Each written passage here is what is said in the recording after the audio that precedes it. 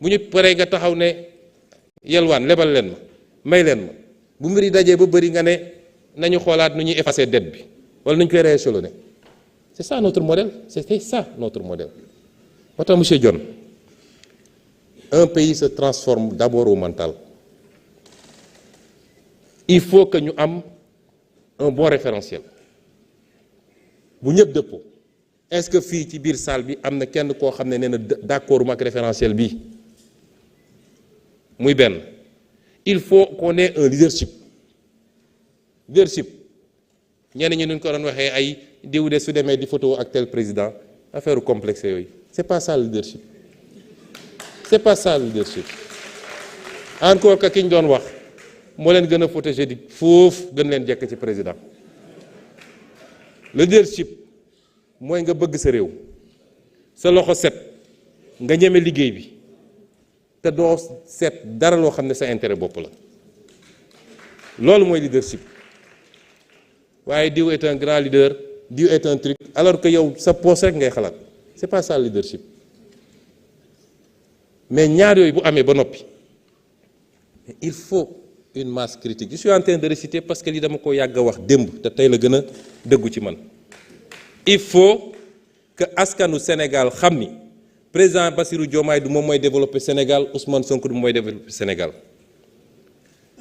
bu dee gis-gis bi leer na leader yi ñu yaakaaroon ne am na fi mais askan wi dafa war a def bloc. Ça c'est pas de la politique de li defar réew mi élection bu jotee kenn ku ne xoolaat bu muy demee toj bopp jona xam waaye tollaguñu foofu. Est-ce que askan wi d'accord nañ ni programme bi baax na? Est-ce que d'accord nañ ni leader yi ñu soxla woon am nañ ko? Est-ce que acte yi ñu posé gum bi ñu commencé ba léegi dëppoo nag li askan wi doon xaar ci réew mi? Mais loolu bu amee askan wi moo war a jël mbir mi nag ndax président Diomaye gën saa gudd ñaari mandat lay def gën saa gàtt benn.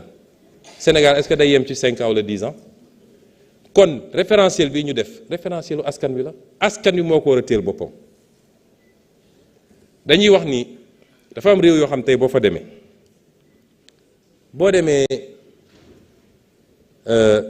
Malaisie dañuy wax ni malaisien bu nekk am na lu mu xam ci programme de développement bi nga xam ne Mahathir moom la fa andi woon ba soo wàccee ci aéroport bi taxi bi ngay déggu boo waxtaanee ak moom dal ne ah man de ci mbay mi ak ci transport bi defe naa li mu def bëgg a def baax na parce que lii ak lii ak lii.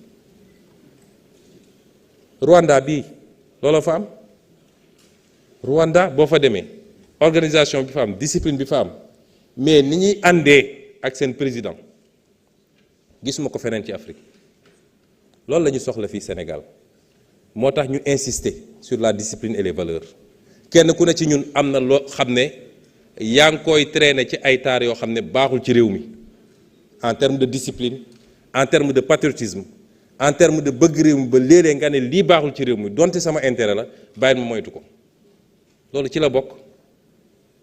C'est l'aspect le plus difficile, je le conçois, parce qu'il faut beaucoup de communication, il faut beaucoup de proximité. Changer l'aspect immatériel, imperceptible, moo gën a jafe dans les politiques de développement. Mais une fois que le déclic est là, kenn dootul arrêter le processus de développement. luy jëm kanam la rek kenn mënut ko arrêter. moo tax ñun ñëpp suñu responsabilité, y compris les députés de l'opposition, y compris les partis de l'opposition.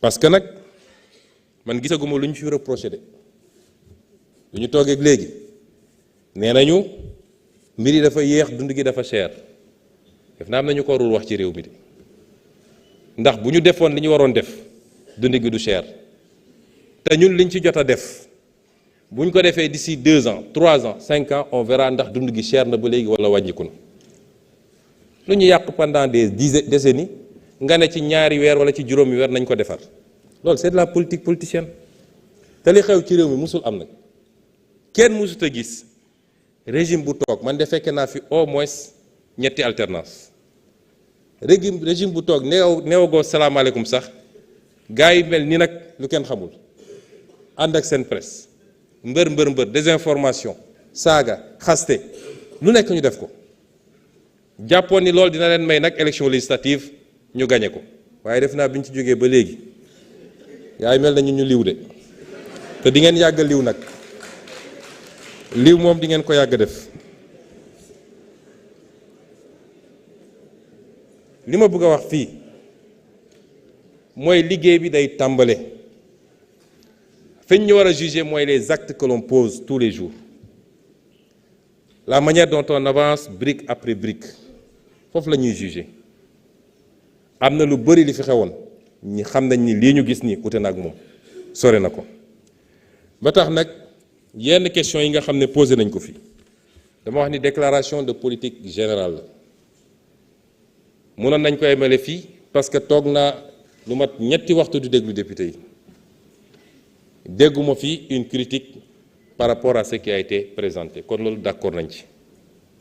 am na nag des questions yoo xam ne c'est pour préciser tel ou tel aspect am na lu ñu ci mën a wax ci lu gàtt tontu naa ci mbirum partenaires yi ak souveraineté économique ak question de financement yi ñaar yu bokkul mais tontu naa ci defe naa brièvement. De même que sur la question de l'épargne locale. L'épargne locale am na quelques possibilités mais elle n'est pas encore très développée. C'est la combinaison de toutes les actions qui va nous permettre d'élargir petit à petit le champ de cette épargne locale. Alors, moi permettrai aussi ma wax ci ñaar yoo xam ne peut-être ay off la mais c'est important bu ci njëkk mooy nañu bàyyi di politiquer région ak waaso loolu amul njëriñ fii ñun ñëpp fu tànke lañu nañu bàyyi wax yooyu amul njëriñ ay Matam dañ ko bàyyi ci lii suñu bàyyi Matam ci loolu ñi fi toogoon ñoo ko fi bàyyi te waa Matam lañu ñi yoroon réew mi ñoo ko bàyyi ci loolu te waa Matam lañu ñun on ne fait pas de distinction entre les Sénégalais yàlla mëtim xam na ko xawma lan mooy tarixa jàmbur wala lan mooy diine jàmbur wala lan mooy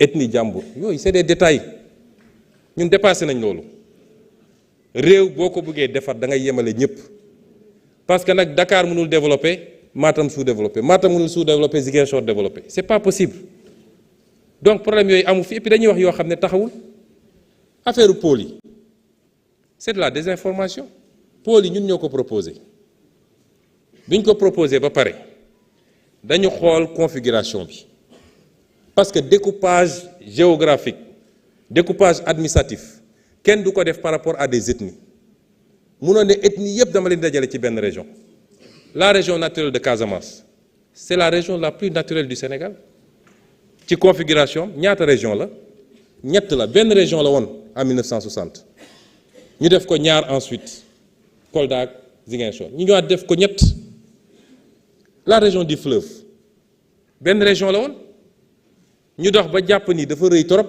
ñu def ko ñaar def fi Matam def fële Saint-Louis et c'est comme ça que ça évolue mais est-ce que sooy def découpage da ngay toog fii naan fii mooy Fouta fii mooy Bundu fii mooy déedéet c'est d'autres préoccupations et à partir de ce moment l'appellation ba léegi tuddeeguñu foofu dara de dañ ko tuddee pôle nord lañ ko tuddee vous savez pourquoi c'était pour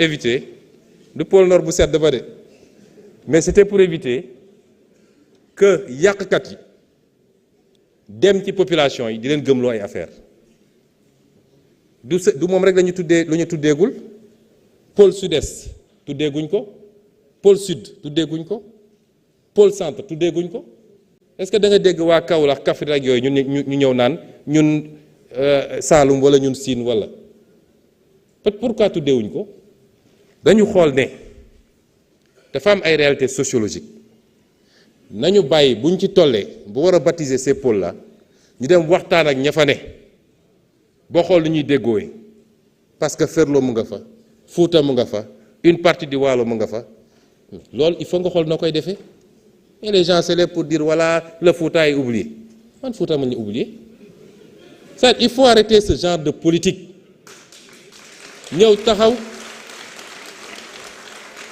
ñëw taxaw bay xëxët di wax di fëgg dënn làkk lu ñu déggul man am woon casque bi heureusement mais on m'a traduit. Il faut arrêter ça. Il faut arrêter ça. Vous ne rendez pas service au Fouta. Le Fouta est partie intégrante du Sénégal. Sénégal benn la. Wolof, séeréer, joola, keneen ak kenn ñun ñëpp benn lañ. Et c'est la même chose quand on dit qu'il y a un programme de la BAD de 36 milliards, etc. Mais programme yi programme bu ñëw dafa am fu mu jëm tey programme BAD boobu 36 milliards mënoo ko tasaare Sénégal yëpp programme saa yu ñëwee dañuy seet yan zone lañ ko mën a yóbbu mais su dee programme BAD bi eggul Fouta am na yeneen programme yu ñëw Fouta te eggul feneen ndax le programme FIDA à travers les 3 SDC bu PADER mais mu ngi foofu Fouta mais doo ko fekk feneen ci Sénégal à chaque fois qu'on ficelle des programmes on les ficelle par rapport ak capacité bu ñu am même les bailleurs nous disent cibler des régions et les régions sont ciblées c'est comme ça que ça se passe et donc il n'y a aucun ostracisme ni contre la Casamance ni contre le Fouta ni contre le Bawol ni contre fii ak fii amul. Ensuite, la question des femmes. Man defe naa ci discours bi wax nañu 5 fois femme 3 fois la ñu wax homme. Et vous savez, il y a des choses qui ont été faites. Même cette année, lu musuta am, on a alloué 20% des intrants aux femmes agriculteurs. Madame la ministre créé na temps yële benn structure boo xam ne uniquement c'est pour l'encadrement des femmes et leur leadership. Nous, on n'a pas de problème de femmes. Le problème qui se pose, c'est que nous devons essayer de politiquer.